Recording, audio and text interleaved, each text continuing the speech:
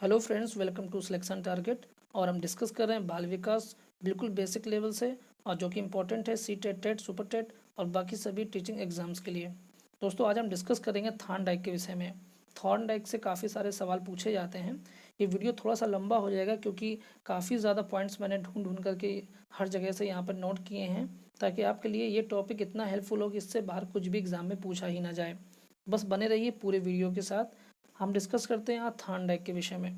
तो पहला पॉइंट है कि थॉर्नडाइक व्यवहारवादी साहचर्य सिद्धांत के समर्थक थे। दोस्तों, जब आप अधिगम आप जानते हैं, लर्निंग, सीखना। और जब आप अधिगम की वैकल्पिक अवधारणाएं पढ़ेंगे तो उसमें दो तरह के सिद्धांत आते हैं। सबसे पहला सिद्धांत आता है व्यवहारवादी साहचर्य सिद्धांत, जिसके अंतर्गत थॉर्नडाइक, वाटसन, पावला और स्किनर जैसे मनोवैज्ञानिकों के विषय में हम पढ़ते हैं। दूसरा पॉइंट आता है कि ज्ञानात्मक व क्षेत्र संगठनात्मक सिद्धांत, जिसके अंतर्गत कोहलर, वर्दीमियर और लेविन को पढ़ते हैं। मुख्यतः यहाँ पे हम कोहलर को पढ़ते हैं। तो ये डिस्कशन बाद में होगा जब हम बाकी मनोवैज्ञानिक के विषय में पढ़ेंगे। दूसरा पॉइंट है कि थॉर्नडाइक के सिद्धांत अधिगम के सिद्धांत के अंतर्गत आते हैं। तो थॉर्नडाइक के सिद्धांत किसके अंतर्गत आते हैं? अधिगम सिद्धांत के अंतर्गत आते हैं। ये एक इम्पॉर्टेंट पॉइंट है। अगला पॉइंट है कि थॉर्नडाइक को प्रथम शिक्षा मनोवैज्ञानिक कहा जाता है। दोस्तों, बस ये पॉइंट्स जो भी हैं इंपॉर्टेंट है, ये थोड़ा सा दिमाग में आपको सेट रखने पड़ेंगे। आप इसका स्क्रीनशॉट ले सकते हैं या नोटबुक लेके बैठे हो तो आप उसको पॉइंट वाइज नोट कर लीजिए। ठीक है, जैसा चाहें, आपकी सुविधा है वो। अगला पॉइंट है कि थॉर्नडाइक ने प्रौढ़ शिक्षा अभियान को एक नया और वैज्ञानिक रूप प्रदान किया। प्रौढ़ शिक्षा प्रौढ़ावस्था में व्यक्तियों के लिए होती है, जो कि पहले किसी वजह से नहीं पढ़ पाते हैं, बाद में पढ़ना चाहते हैं। और जो थॉर्नडाइक ने त्रुटि एवं प्रयास एवं त्रुटि का सिद्धांत दिया है, वो प्रौढ़ावस्था के लिए बहुत उपयोगी है और मंद बालकों के लिए भी बहुत उपयोगी है। इसलिए इनका जो सिद्धांत था वो प्रौढ़ शिक्षा अभियान के लिए बहुत ही बड़ा आयाम बन गया। दोस्तों, थॉर्नडाइक की कुछ प्रमुख पुस्तकों के नाम भी मैंने यहाँ पे राइट किए हैं। पहला है शिक्षा मनोविज्ञान, जिसको एजुकेशनल साइकोलॉजी बोलते हैं, ये इम्पॉर्टेंट है। दूसरा एनिमल इंटेलिजेंस, जो कि जानवरों की बुद्धिमत्ता से रिलेटेड किताब थी। और अगला है कि अधिगम का मनोविज्ञान, द साइकोलॉजी ऑफ लर्निंग। ये तीनों पुस्तकों के नाम भी आपको याद रखने हैं, ये बिल्कुल इम्पॉर्टेंट है। दोस्तों, अगला इम्पॉर्टेंट है कि संबंधवाद का जो सिद्धांत है उसको कितने नामों से पुकारा जाता है। जबकि सिद्धांत एक ही होता है लेकिन उनको अलग अलग नामों से पुकारते हैं, तो आप कंफ्यूज हो जाते हैं। तो कंफ्यूज बिल्कुल नहीं होना है। संबंधवाद आप जानते हैं जिसमें बॉन्डिंग की बात होती है, जैसे कि एसआर थ्योरी, जिसको एसआर बॉन्ड बोलते हैं। इसके विषय में भी हम डिस्कस करेंगे। तो संबंधवाद के सिद्धांत को निम्न इतने सारे नामों को मैंने ढूंढा है जो कि परीक्षा में पूछे जाते हैं किसी न किसी रूप में, और आपको कहीं ना कहीं वो पता नहीं रहता है। तो संबंधवाद के सिद्धांत को उद्दीपन अनुक्रिया सिद्धांत, जिसको एस आर थ्योरी बोलते हैं। क्यों बोलते हैं? क्योंकि उद्दीपन को एस बोलते हैं और अनुक्रिया को आर बोलते हैं। एस मतलब स्टिमुलेट और आर मतलब रिस्पॉन्स। स्टिमुलेट क्या होता है? जो कि किसी को आकर्षित करता है, और जो रिस्पॉन्स क्या होता है? जो आकर्षित होकर के अपनी प्रतिक्रिया देता है। जैसा कि हम थॉर्नडाइक का भी जो बिल्ली वाला प्रयोग है, जब उसको हम डिस्कस करेंगे तो वहाँ पे एस आर थ्योरी आपको बहुत अच्छे से समझ में आ जाएगी। दोस्तों, अगला है प्रयास एवं त्रुटि का सिद्धांत। तो चूंकि सभी एक ही नाम है, मतलब एक ही सिद्धांत है, बस नामकरण उनका अलग अलग हुआ है, इसलिए मैंने सभी नामों को यहाँ डिस्कस किया। आप सबसे सभी नामों को समझ लीजिए। थर्ड है संयोजनवाद का सिद्धांत। अगला है अधिगम का बंध सिद्धांत। और पांचवा है प्रयत्न एवं मूल का सिद्धांत। 6 एसआर थ्योरी। तो ये सभी के सभी नाम एक ही हैं, सभी सिद्धांत एक ही हैं, बस नामा राशि इनकी अलग अलग है, तो आप इनको समझ लीजिएगा। अगला पॉइंट है कि थॉर्नडाइक ने अपनी पुस्तक शिक्षा मनोविज्ञान में इस सिद्धांत का वर्णन किया है। और ये सिद्धांत कौन सा है? जितने भी सिद्धांत हैं, जैसे कि प्रयास एवं त्रुटि का सिद्धांत पूछ लिया जाए कि कहाँ पर थॉर्नडाइक ने इसका वर्णन किया है, तो उनकी पुस्तक जो शिक्षा मनोविज्ञान है, वहाँ पर थॉर्नडाइक ने प्रयास एवं त्रुटि का सिद्धांत, या जितने भी संबंधवाद जो है, जितने भी सिद्धांत इनके नाम हैं, ये सभी शिक्षा मनोविज्ञान में इनका वर्णन थॉर्नडाइक ने बहुत अच्छे से किया है। दोस्तों, थॉर्नडाइक ने जो अपना प्रयोग किया वो भूखी बिल्ली पर किया। तो आपसे पूछा जा सकता है कि थॉर्नडाइक के प्रयोग में जो अनुक्रिया करता है वो कौन है? तो बिल्ली है। बिल्ली कौन है? भूखी बिल्ली है। बिल्ली कैसी? भूखी बिल्ली है। तो ये आपको याद रखने वाला पॉइंट है यहाँ पर, ये आपको याद रखिएगा। दूसरा कि भूखी बिल्ली को जिस बॉक्स में बंद किया उस बॉक्स को पजल बॉक्स कहते हैं। ये भी इंपॉर्टेंट है, पूछ लिया जाता है कि बिल्ली को जिस बॉक्स में बंद किया थॉर्नडाइक ने, उस बॉक्स को क्या कहा? तो उसको पजल बॉक्स कहा, क्योंकि बस उसको एक पहेली की तरह वो बॉक्स था, और उस बॉक्स को, उसकी पहेली को सुलझा करके ही बिल्ली बाहर निकल सकती थी। ऐसा नहीं था कि बिल्ली को परमानेंटली बंद किया गया था, बस उसकी बुद्धिमत्ता को चेक करने के लिए उसे एक ऐसे स्पेशल बॉक्स में पैक किया गया था जहाँ पर उसको निकलने का भी अपना कोई ना कोई अवसर मिल सके। दोस्तों अगला है कि भोजन या उद्दीपक के रूप में थार्नडाइक ने मछली को रखा। तो उद्दीपक कौन था, यानी स्टिमुलेट क्या था? तो याद रखिए जो स्टिमुलेट है यानी जो एस है वो मछली है, फिश हो गई, ठीक है। और जो रिस्पॉन्स करता है, रिस्पॉन्स जो देता है वो कौन है? वो भूखी बिल्ली है, ठीक है दोस्तों। तो ये आपको पॉइंट याद रखने हैं, ये आपके लिए इंपॉर्टेंट है। जो ये मछली वो क्या है? एस है, यानी उद्दीपक यहाँ पे मैंने नोट किया हुआ है। बिल्ली, और जो बिल्ली है वो बिल्ली क्या है यहाँ पर? जैसे ये बिल्ली है, ये क्या है? ये आर है, यानी रिस्पॉन्स देती है, ठीक है, यानी अनुक्रिया करता है। दोस्तों थार्नडाइक के प्रयोग के लिए जो बॉक्स है, जो ये मैंने एक फिगर यहाँ पे आपको दिया है ताकि आप बहुत आसानी से इसको समझ लें। मैंने पूरा प्रयोग लिखने के बजाय आपको फिगर के माध्यम से समझाना ज़्यादा उचित समझा, क्योंकि एक अच्छा लर्निंग मटेरियल है ये। दोस्तों एक बॉक्स है जिसको पजल बॉक्स थार्नडाइक ने कहा, अभी मैंने आपको बताया। और वो इस तरह से बना हुआ था कि एक उसमें एक दरवाज़ा है जिसमें एक ऐसी स्ट्रिंग लगी हुई, एक रस्सी लगी हुई है, जो कि अंदर एक लॉक है। उससे एक आप समझ सकते हैं, कुछ भी कह सकते हैं उसको, कि कोई ट्रैप है जिसमें एक बड़ा या कोई स्विच है जिसको हाथ मारती थी बिल्ली, तो वो जो डोर है वो खुल जाता था। क्यों? क्योंकि जो बाहर ये मछली रखी हुई है, मृत मछली है, मरी हुई है, तो ये उद्दीपक का कार्य करती थी, ये उद्दीपक है, और ये रिस्पॉन्स करता है, जो रिस्पॉन्सर है वो है। तो क्या होता था कि जब बिल्ली जब भी मछली को देखती थी तो उसके वो आकर्षित होती थी और इसे खाने के लिए प्रयत्नशील होती थी। तो वो बार बार प्रयास करती थी, प्रयास करते करते जब उसने कई बार कोशिश की तो देखा कि उसका हाथ एक ऐसे हैंडल पे पड़ा जिससे कि वो दरवाज़ा खुल गया। तो बिल्ली ने उस मछली को खा लिया। फिर थार्नडाइक ने उसी बिल्ली को उसी वाले पजल बॉक्स में फिर दोबारा बंद किया, और बिल्ली ने फिर से हैंडल को हाथ मार के खोल करके दरवाज़ा और उस मछली को खा लिया। क्योंकि बिल्ली भूखी थी तो वो कहीं ना कहीं अपने जीवन को बचाने के लिए बहुत बार वो कोशिश कर रही थी। इस प्रयोग को थार्नडाइक ने कई बार किया। कई बार करने के बाद ये पाया कि जब बिल्ली जैसे मतलब बिल्ली जब बार बार प्रयत्न करने के बाद ये समझ गई कि उसको अब कैसे बाहर निकलना है, तो किसी भी मंद बुद्धि को अगर बार बार किसी चीज़ की प्रैक्टिस कराई जाए तो वो उस चीज़ को आसानी से सीख सकता है। ये थार्नडाइक का प्रयोग था। तो इस प्रयोग में जो इम्पोर्टेंट फैक्ट आते हैं वो इतना आता है कि अगर पूछ ले कि थार्नडाइक के बिल्ली वाले प्रयोग में जो रिस्पॉन्स करता है वो कौन है, तो आप जानते हैं कि वो जो अनुक्रिया करता है वो कौन है? वो बिल्ली है। और जो उद्दीपक है वो कौन है? वो मछली है। बस ये 2 पॉइंट आपको याद रखने हैं। बॉक्स को क्या कहते हैं? तो पजल बॉक्स कहते हैं। ये 3 पॉइंट हो गए। बस इतने पॉइंट इसमें इम्पॉर्टेंट है, और कुछ भी यहाँ वहाँ से बाहर से नहीं आएगा। अगला है कि थार्नडाइक के कुछ नियम हैं, जिसमें थार्नडाइक के 2 तरह के नियम हैं। पहला है मुख्य नियम और दूसरा है गौड़ नियम। तो मैंने मुख्य नियम को और गौड़ नियम को बिल्कुल अलग अलग एक्सप्लेन किया है, ताकि आपको किसी भी प्रकार का कंफ्यूजन ना हो जाए, कोई हौच पौच ना हो जाए। तो पहले हम डिस्कस करेंगे मुख्य नियम के विषय में, फिर डिस्कस करेंगे हम गौड़ नियम के विषय में। तो सीधा हम डिस्कशन शुरू करते हैं, आप वहीं पर ये सारे नाम आपको मालूम चल जाएंगे। तो थार्नडाइक का जो पहला नियम है, मुख्य नियम है, वो है तत्परता का नियम। दोस्तों इस नियम में क्या है कि यह कार्य करने से पूर्व तत्पर या तैयार किए जाने पर बल देता है। यदि हम किसी कार्य को सीखने के लिए तत्पर या तैयार होते हैं तो उसे शीघ्र ही सीख लेते हैं। तत्परता में कार्य करने की इच्छा निहित होती है। ध्यान केंद्रित करने में भी तत्परता सहायता करती है। इस सिद्धांत में थार्नडाइक ने यह बताने का प्रयास किया कि अगर कोई कार्य हम करना चाहते हैं और उसके लिए हम पूरी मनोवेग से, पूरी मनो इच्छा से अगर हम तैयार हैं, रेडी हैं, तो उस कार्य को हमें करने में सिर्फ रुचि मिलेगी, बल्कि वो कार्य भी हमारा आसानी से सफल हो जाएगा। तो इसमें क्योंकि आपकी जो इच्छा है वो निहित होती है, आपका मन पूरा उसमें लगा होता है, तो उस कार्य को करने में ये जो इच्छा होती है वो बहुत ज़्यादा सहायक हो जाती है। तो यही तत्परता का सिद्धांत है। तो एग्जाम में बस इतना पूछते हैं कि तत्परता का नियम क्या है, किसके द्वारा है दिया गया है, तो थार्नडाइक के द्वारा दिया गया है।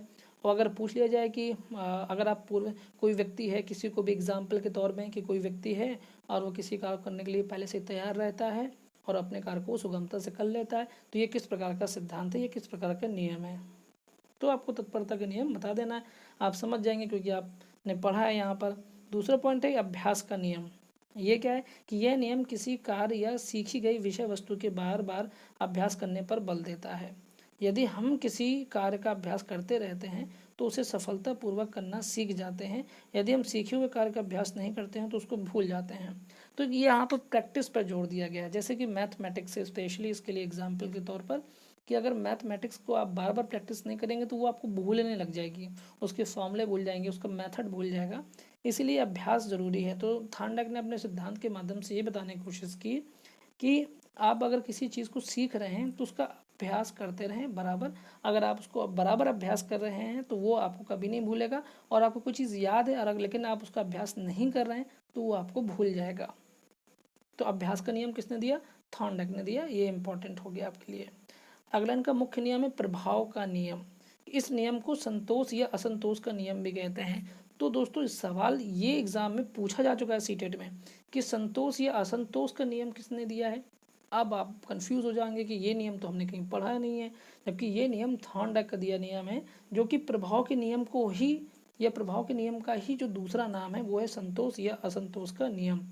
इस नियम के अनुसार जिस कार्य को करने से प्राणी को संतोष या सुख मिलता है उस कार्य को वह बार बार करना चाहता है।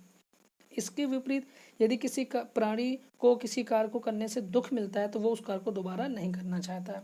सिंपल सी बात है, आप भी समझ रहे हैं कि कोई कार्य आपको पसंद नहीं है तो आपसे कोई करवाएगा तो आपको दुख ही मिलेगा, आप उसमें सुख महसूस नहीं करेंगे। लेकिन कोई कार्य आपको प्रिय है, आपको करने पे उसमें सुख मिलता है तो आप उस कार्य को बार बार करने के लिए आप तैयार हो जाएंगे। तो ये जो प्रभाव के नियम है ये किसका है? थॉर्नडाइक का है। तो तीनों नियम आपको ये याद रखने हैं, ये आपके लिए इंपॉर्टेंट है। आप पॉइंट वाइज बना दीजिए। मैंने आपको एक्सप्लेन करने के लिए यहाँ पे इतना राइटिंग किया है, इतना लिखा है ताकि आपको कोई भी शब्द मिस ना हो। तो संतोष असंतोष का नियम किसे कहते हैं, किसका नियम है? ये थॉर्नडाइक का नियम है, ये यहाँ पर इम्पोर्टेंट था। दोस्तों अगला एक जो गॉड नियम है जो कि उसी नियम के रिलेटेड होते हैं, गॉड नियम है। पहला है कि बहु प्रतिक्रिया का नियम। अब ये नियम क्या है कि इस नियम के अनुसार जब प्राणी के सामने कोई समस्या उत्पन्न हो जाती है तो उसका समाधान करने के लिए अनेक प्रकार की प्रतिक्रिया करता है, और तब ये प्रक्रिया करता रहता है तब तक जब तक कि उसका कार्य सही नहीं हो जाता। तो जो ये नियम है वो यह बताता है कि कोई व्यक्ति है वो अपने कार्य को कर रहा है, अगर वो कार्य जब तक उसका संपन्न नहीं हो जाता, जब तक कि वो अपना कार्य पूरा नहीं कर लेता है, तब तक वो कहीं ना कहीं वो जो क्रिया प्रतिक्रिया है वो करता रहता है।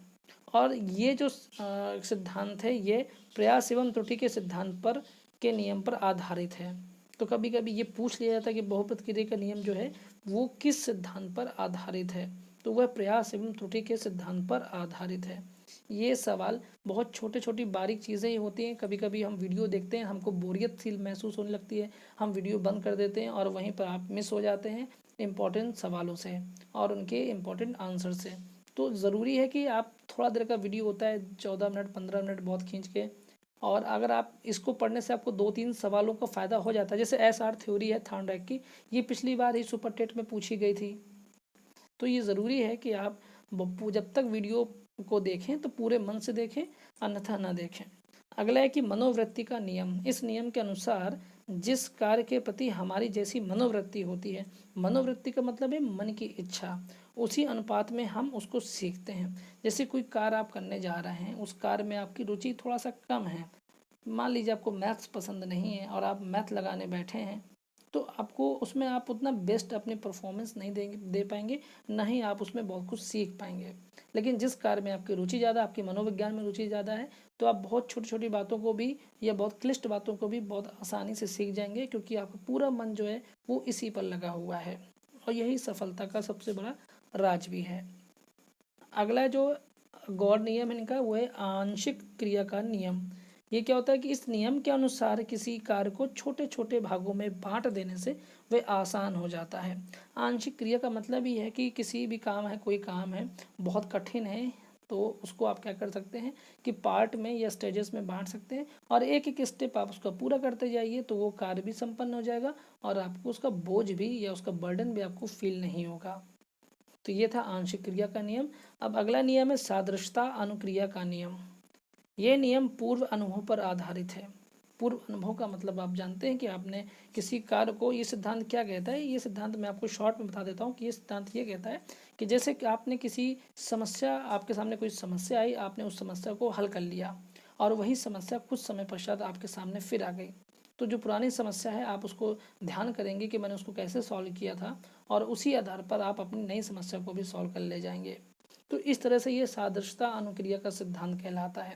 यानी पूर्व अनुभव को हमने याद करके उससे अपनी समस्या का हल ढूंढ लिया।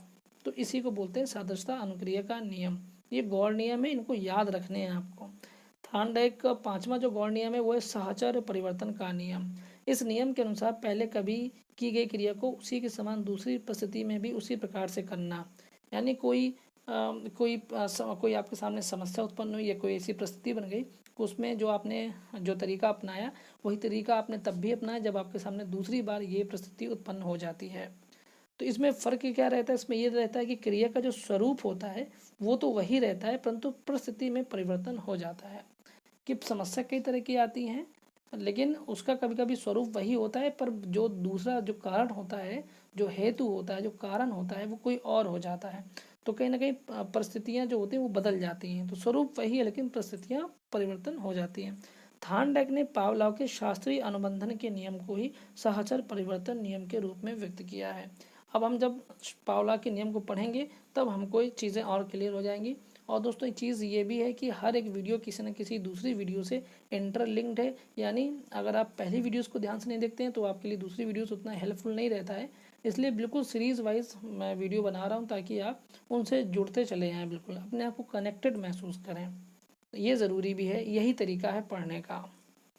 दोस्तों अगला जो सबसे इम्पोर्टेंट है कि प्रयास एवं त्रुटि का जो सिद्धांत है उसका शैक्षिक महत्व क्या है, शिक्षा के क्षेत्र में इस सिद्धांत का क्या महत्व है, उसको मैंने बहुत सरल भाषा में आपको यहाँ पॉइंट वाइज लिखा है कि इस विधि से सीखने की क्रिया सरल हो जाती है। दोस्तों ये बिल्कुल सही भी है कि कोई कार्य आप करने बैठे हैं आपके लिए वो कठिन है, लेकिन जब आप बार बार अभ्यास करते हैं, गलती करते हैं, फिर उससे सीखते हैं, फिर आप अभ्यास करते हैं, तो कहीं ना कहीं वो जो क्रिया होती है वो बिल्कुल सरल हो जाती है, सहज हो जाती है। अगला पॉइंट है कि यह सिद्धांत करके सीखने पर बल देता है जो कि आधुनिक समय में बहुत उपयोगी है।